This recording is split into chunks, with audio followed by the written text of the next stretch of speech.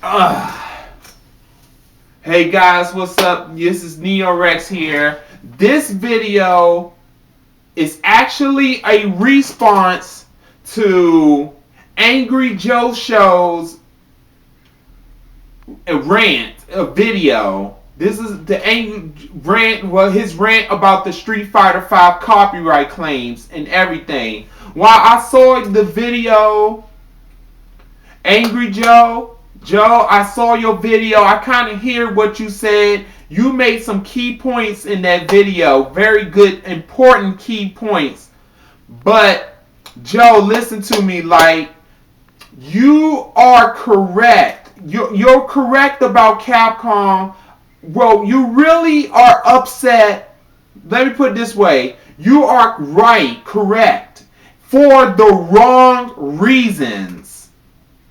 You're actually correct for the unnecessary reasons about budget. When you said budget, you were kind of wrong in the wrong way. The way you said it's not in the right approach. Please understand that, folks. Understand that. Okay, budget. What does the first thing comes to a budget means? Money. Money to have enough money to make a project. So, what I'm saying is that you're right. The reason, yes, Capcom went to Sony and decided to make Street Fighter V with the co-developed with Sony is because they needed a budget. And Sony, and you're right, and Sony, in my opinion, the way I see it, Sony must have paid Capcom so much good money, a good amount of money, to pay Capcom to make Street Fighter V to come out early. As you said, do you think they could have used their own money themselves, or they could have went to Microsoft to make their own money? Like, yes, you're right.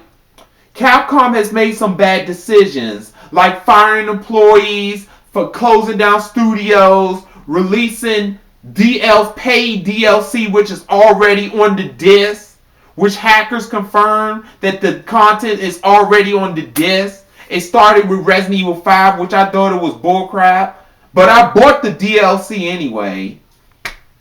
Well, actually, I bought it was on sale. If you like me, because people, if you like me, just wait until it goes on sale for 50-75% off on either network. You get a deal. You can't complain about that. I got a good deal on that DLC. But as you're right, as for me as a gamer in general, I do like the fact of DLC. I like that. For games, I like that in games where they add new levels and new characters and new weapons, new content, as it to extend the gameplay life cycle and make more games. I do like that idea to make you want to keep playing the game for the new updates and the new updates. But it does have its flaws. Like the paid DLC that's already on the disc and other companies doing that and Japanese just to make milk money out of it. It is unnecessary sense. But it costs money. Like once again, a budget. It costs money to pay them. They have to pay Sony and Microsoft to distribute the content on their respective online stores, network stores. Am I saying that right? Online stores. So, Angry Joe, look at it this way. Capcom didn't have enough budget back in last year in event hubs. I'm going to put the link down below if I can find the link, But I'll try to make sure I get the link. Event hubs made a deal at an interview with Tomoyuki Ayano, if I'm pronouncing his name right, that Street Fighter V won't be coming out till 2019. Because at the time, you're right, They wasn't planning on making Street Fighter 5 at the time. They was focusing on Street Fighter 4 at the time. And their tournaments. So hear me out. The reason why all of a sudden that we now seeing Devil May Cry and Street Fighter 5 to be exclusive to PlayStation, like, think about it. Microsoft had Capcom, Microsoft budget Capcom the money to make Dead Rising 3 an exclusive to Xbox. Now, don't you find this bullcrap? Dead Rising, people are like, who cares about Dead Rising? Be true. I don't like the game that much. Like, yes, Dead Rising 2 came out multi-platform now on PS3 or multi-platforms. And now they decided to make Dead Rising 3 an Xbox exclusive again. Which is, in my opinion, this whole exclusive thing was a dumb idea, but Microsoft paid them. In the meantime, Sony got the rights to Street Fighter. Like, it's the same thing that happened with Sega.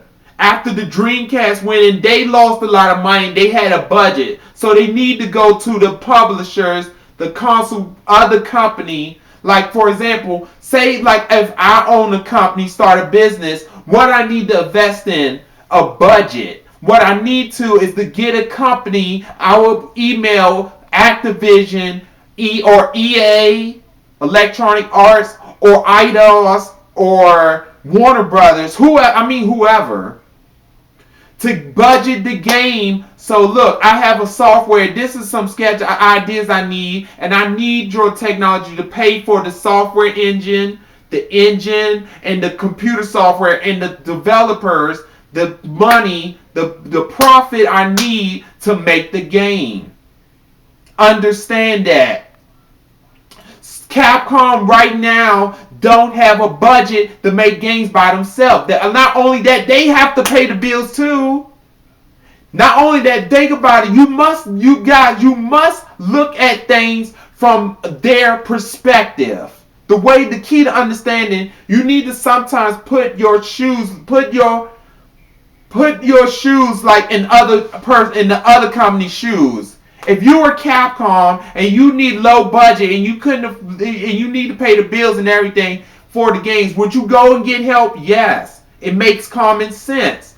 We went to Microsoft to make the new Dead Rising 3. We went to Ninja Theory, like we paid Ninja Theory to do the reboot Devil May Cry.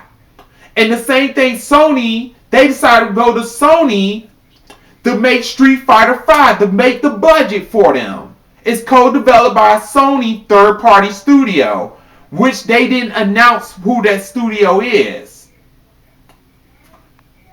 Well, so for some reason, Sony, like right now, they're kind of like Capcom is very in close details about Street Fighter 5, and they wanted to get the game out earlier because ever since, like, think about it, you got Injustice God Among Us remastered, you got not only Mortal Kombat X, you got Tekken 7, and now recently announced, Tecmo announced that at Dead or Alive 5 last round event that they are working on Dead or Alive 6. They're working on so that's a lot of fighting games already being made. The other companies already planning for the next leap in the fighting genre. And Capcom needs to compete.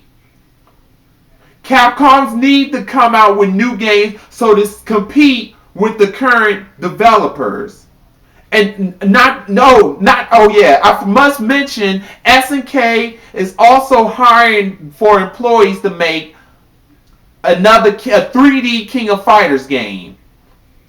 Which I'm not a King of Fighters game, but I'm looking forward to that. Look for King of Fighters Maximum Impact. I really wanted to get the games, but I never really did bought it. I might. If they put it on the PlayStation Store, I would buy it that way. I don't really play my PS2 that much, outdated, but I'm going off topic. So anyway, people, not just Angry Joe, if you have any more questions, like comment to me below the section. And as for the story I mentioned, I'm going to put the links down below in the description box so you can see it for yourself. And so that's it. That's pretty much it. Like, look at things from the company's perspective. That's all I say. Capcom has made a lot of bad decisions, but look at it on their perspective. They didn't have a budget, so they had to close these studios and fire these employees. Yeah, because they didn't have the money to pay them. When you're employed, you need money, so we had to get rid of them. Yes, it's true that Kenji Inafune left the company, Shinji Mikami left, and they fired all the good staff at Capcom that made Capcom to what it is today. It's sad that they're fired, but look, I mean, that's life. We all got to move on. I mean, it's time to move on and make other games, find their own companies, everything. Yes, with Platinum Games. But anyway, about Platinum Games, my thoughts about Platinum Games, about developers, that's another video. So anyway, my goal is before you start to get quick judgments or before you start to make a rant, I say do your homework and study before you start to make the rant.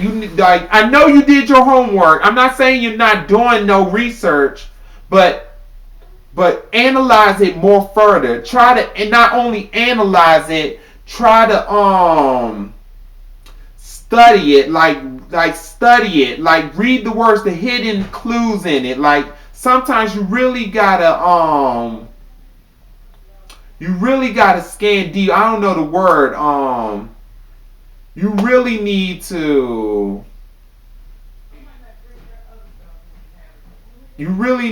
like confine yourself and confine I'm not explaining this right. You really gotta analyze and define what is up with Capcom with these days. Like, look at the bad decisions where they at right now. What if all these bad decisions they made, and what made this happen? What if this happened? Like, what if this, like, was it because they didn't have enough money to pay the employees? Was it they didn't have enough money to pay the bills? Or did they didn't have enough money? Or could it be possible they had money, but they didn't want to take a risk of spending that budget, making it in-house that it doesn't sell? So you really got to think it in mind. Like teaming up with Epic Games and other things like Cliff Bleszinski, who left Epic Games, said he wanted to fix Resident Evil 6. Which I haven't played yet. But I would love to see Epic Games do a remaster if they do well. If they thinking about, hey, if they're going to want to remaster Resident Evil 6, call it the Resident Evil 6 the Ultimate Edition, whatever, the Definitive Edition, fine, whatever.